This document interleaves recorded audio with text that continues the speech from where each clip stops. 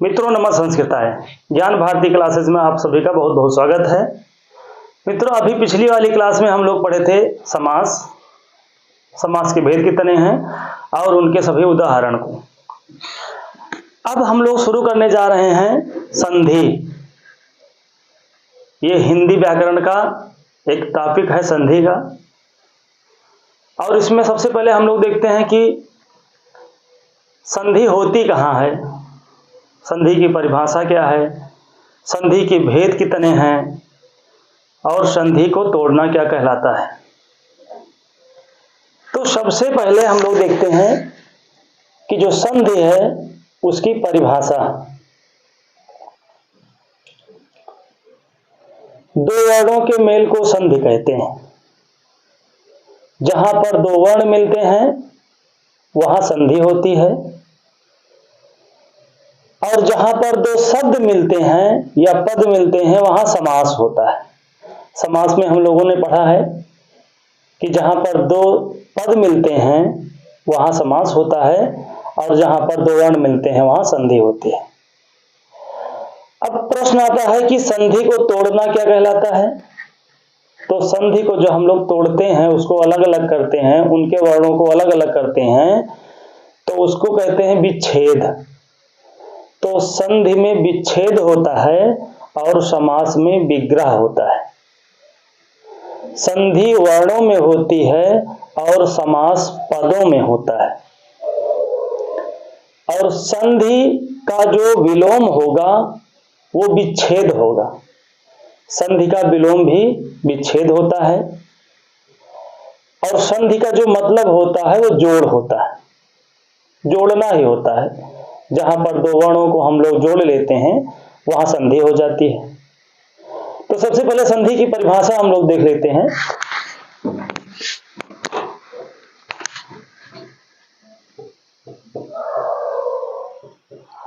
परिभाषा: दो वर्णों के मेल को संधि कहते हैं। दो वर्णों के मेल को संधि कहते हैं। इसका मतलब यह हुआ कि संधि में हमको वर्ण मिलेंगे, संधि में हम लोगों को दो वर्ण मिलेंगे, और संधि का मतलब होता है जोड़। और संधि को तोड़ना क्या कहलाता है? विच्छेद। और संधि का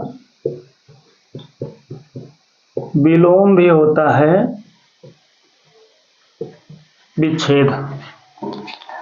संधि का विलोम विच्छेद होता है, संधि का मतलब जोड़ होता है, और जब दो वर्ण आपस में मिलते हैं तो वहां पर संधि हो जाती है।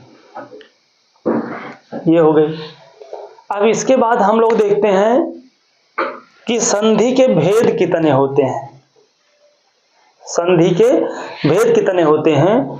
तो संधि के तीन भेद होते हैं। पहला,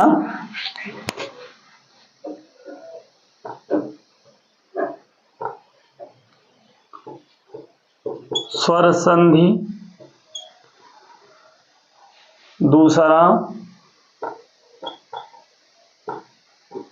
व्यंजन संधि। तीसरा, विसर्ग संधि। ये हो गए संधि के भेद। संधि का पहला भेद है स्वर संधि, दूसरा भेद है व्यंजन संधि, और तीसरा भेद है विसर्ग संधि। इतना समझ गए। अब फिर प्रश्न उठता है कि स्वर संधि के कितने भेद होते हैं? स्वर संधि के भी कुछ भेद होते होंगे, व्यंजन के भी भेद होते होंगे, और विसर्ग कहाँ होती है इसकी भी कोई परिभाषा होगी। तो सबसे पहले स्वर संधि देख लेते हैं। स्वर संधि के 5 भेद होते हैं। पहला,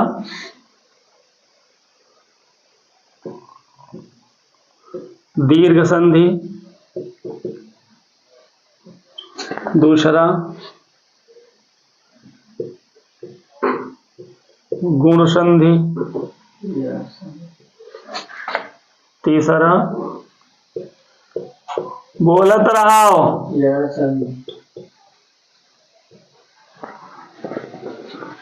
फिर उसके बाद फिर हो गई वृद्धि संधि और पांचवा अयादि संधि। ये हो गए स्वर संधि के 5 भेद। प्रश्न अगर आता है कि स्वर संधि के कितने भेद होते हैं, तो स्वर संधि के 5 भेद हैं। पहला दीर्घ संधि, फिर गुण संधि, फिर जड़ संधि, फिर वृद्धि संधि और पांचवा अयाद संधि। कितना तो समझ गए ही गए होंगे। फिर प्रश्न आता है कि स्वर संधि होती कहां है और स्वर संधि की परिभाषा क्या है। तो स्वर संधि स्वर नाम ही है, जिसका नाम ही स्वर हो तो उसमें वर्ण कौन से होंगे, उसमें वर्ण होंगे स्वर। जब संधि का नाम ही क्या है, स्वर है, तो वर्ण कौन कौन से होंगे, स्वर ही होंगे। अब स्वर संधि के 1-2 उदाहरण हम लोग देखते हैं। ध्यान रहे, ये जो आज की क्लास है इसमें सामान्य परिचय है। जब विस्तार पूर्वक हम लोग पढ़ेंगे तो संधि के जो 3 भेद हैं उनके अंतर्गत स्वर संधि कितने भेद हैं, व्यंजन के और विसर्ग के, ये सब पूरा हम लोग वहां पढ़ेंगे। तो भी सामान्य भेद हम लोग पढ़ लेते हैं, सामान्य जानकारी पढ़ लेते हैं।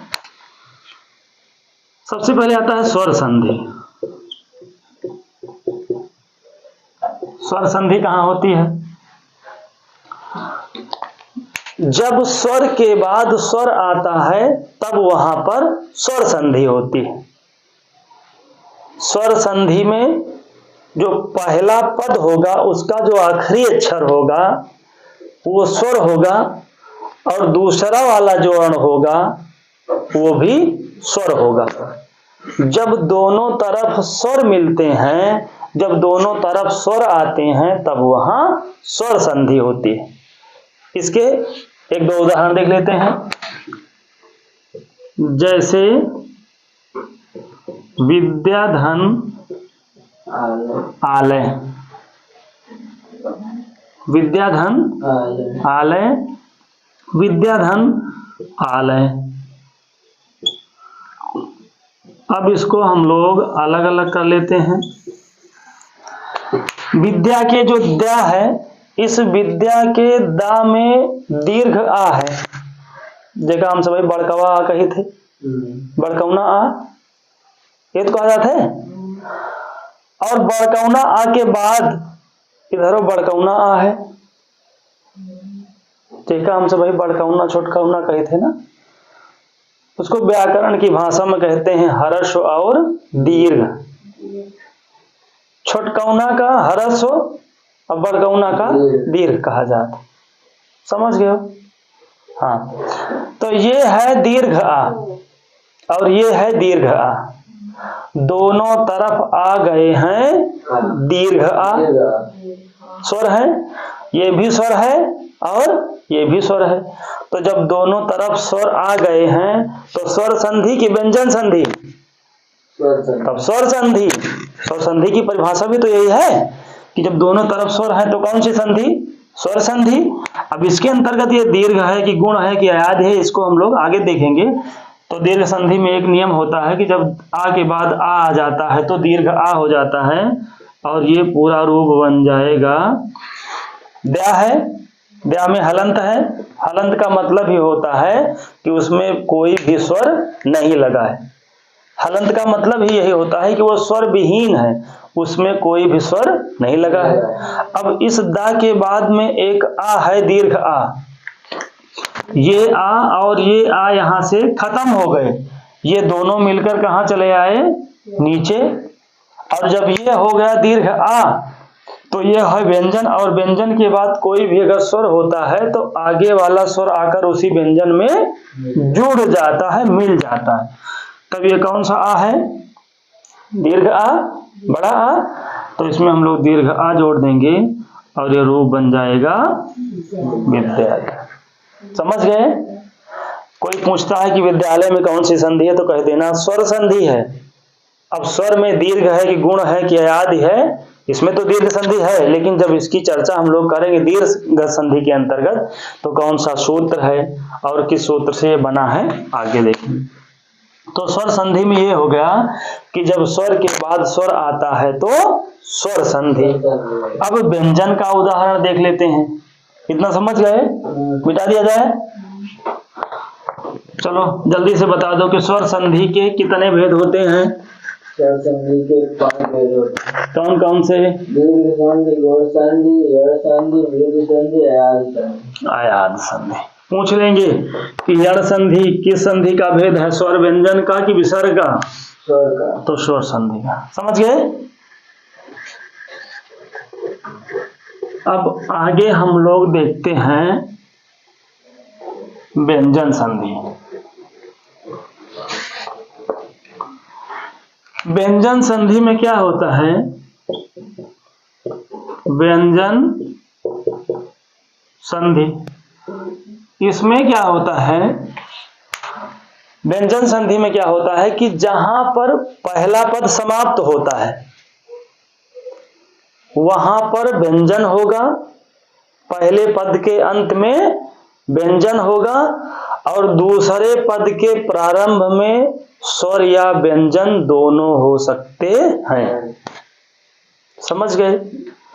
व्यंजन संधि की जो परिभाषा है वो पहला पद जहां समाप्त हो रहा होगा वहां पर हमें आपको व्यंजन देखने को मिलेगा और व्यंजन के बाद का जो पहला वर्ण होगा वो स्वर या व्यंजन होगा। जैसे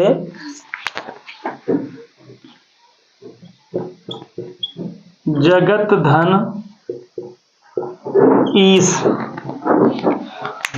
संधि कौन सी पढ़ रहे हैं? संधि कौन सी पढ़ रहे हैं? व्यंजन संधि। व्यंजन संधि। और व्यंजन संधि में हम लोग अभी एक नियम पढ़े हैं कि जब पहले पद के अंत में व्यंजन आए और बाद में स्वर या व्यंजन आए तो वहां पर व्यंजन संधि हो जाती है। ये क्या है? स्वर है कि व्यंजन है? कैसे पता चलेगा सर ये? हाँ व्यंजन है। व्यंजन है। इके खातिर पढ़े जब पढ़े ककहरा, ककहरा मतलब वर्णमाला, काका गाघा अंगा, स्वराज व्यंजन, व्यंजन है। चाचा चाचा यहाँ क्या है? टाठा ढाड़ा, तथा धना, पापा बाबा माँ, यारा लावा सासा सह छात्र ज्ञा, क्या हो गए? ये व्यंजन हो गए। ये क्या है? ता व्यंजन है कि स्वर है? व्यंजन। अब बड़ी ई स्वर है कि व्यंजन? स्वर है। शाबाश। अब हम लोग देख लिए हैं कि व्यंजन के बाद क्या मिला? स्वर मिला। तो कौन सी संधि? व्यंजन संधि। अब इसमें हम लोग आगे पढ़ेंगे पूरे विस्तार से कि ता के स्थान पर दा हो जाता है, वो सूत्र आगे हम लोग पढ़ेंगे। ठीक, तो अभी हम लोग देख लेते हैं कि इसको ता के स्थान पर हम लोग दा कर देते हैं। अब हम लोग ये देखे हैं कि जब कोई व्यंजन हो, कोई व्यंजन हो और उसके बाद स्वर आए तो अगला स्वर आकर उसी व्यंजन में मिल जाता है। तो ये कौन सा स्वर है? स्वर में का नाम है? अरे स्वर में व्यंजन कहाँ घुसी रहता हो? बड़ी ई है। कौन ई है? बड़ी ई। बड़ी से ई, छोटी से हाँ, तो ई बड़ी ई है, दीर्घ ई ना। तो ये कौन सा अक्षर है? दा है। तो दा में कौन सी मात्रा लग जाएगी? बड़ी ई। शाबाश। तो ये बन गया जगदीश। अब पूछेंगे कि जगदीश में कौन सी संधि है? स्वर संधि की व्यंजन? व्यंजन। स्व निकल आता है, स्व न निकले व्यं निकले। कहाँ निकले? हाँ, व्यंजन। समझ गए? ये दा कहाँ से आ गया सर? ये ता को दा हो जाता है। जब हम लोग व्यंजन संधि पढ़ेंगे तो वहां जो सूत्र आता है वो क्या कहता है कि पहले अक्षर के स्थान पर तीसरा अक्षर हो जाता है, पहले वर्ण के स्थान पर तीसरा वर्ण हो जाता है। ठीक। अब हम लोग देख लिए हैं कि व्यंजन के बाद क्या आया है, स्वर आया है, तो व्यंजन संधि। अब देख लेते हैं कि व्यंजन के बाद व्यंजन होगा तो भी व्यंजन संधि। जैसे दिक धन गज, दिक धन गज, इधर का क्या है, का स्वर व्यंजन आए, का आए व्यंजन। अब बाद में गा का आए, जो व्यंजन आए, शाबाश। तो का के स्थान पर गा हो जाएगा, ये हम लोग देखेंगे सूत्र में। तो का के स्थान पर हो गया गा और ये हो गया गज, रूप बन गया दिग्गज। दिग्गज। दिग्गज में कौन सी संधि है, स्वर या व्यंजन? व्यंजन संधि है। नहीं जो क्यों देखे ना, कई जगह पढ़ा होता है, बहुत सब ऐसे ना है का। हाँ चलो, अब हम लोग देख लिए हैं स्वर संधि और व्यंजन संधि। मतलब पूरा नहीं पढ़े हैं ना, खाली समझाई था थोड़ा बहुत कह के। हाँ डेमो क्लास है कहता है। कौन क्लास है? हाँ डेमो क्लास है। चलो अब हम लोग पढ़ेंगे विसर्ग संधि। कौन संधि? विसर्ग संधि। विसर्ग संधि जानते हो कैसे होती है? विसर्ग का मतलब जानते हो कैसे होता है? ऐसे दूठी गोला बना रही हैं, का भाई? यह विसर्ग, विसर्ग का चिन्ह है। विसर्ग संधि कहाँ होती है? जब विसर्ग के बाद स्वर या व्यंजन आता है तो वहां पर विसर्ग संधि होती है।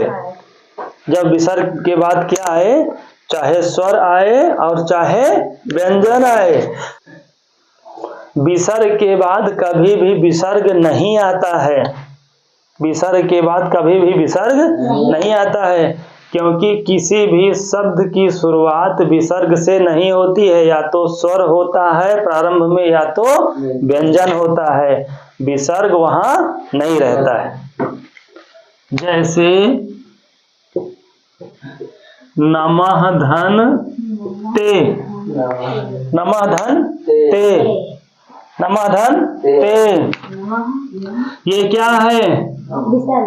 ये विसर्ग है ना, विसर्ग संधि है इसका मतलब। तो विसर्ग के बाद जो ते है वो ता है, ता पहले है और एक की मात्रा बाद में लगी है ना। तो विसर्ग के बाद क्या आया है? व्यंजन आया है। तो आगे हम लोग नियम पढ़ेंगे विसर्ग संधि में कि विसर्ग के स्थान पर सा हो जाता है। तो विसर्ग के स्थान पर जो नया वाला अक्षर होगा वो भी आधा ही होगा। समझ में आ रहा है?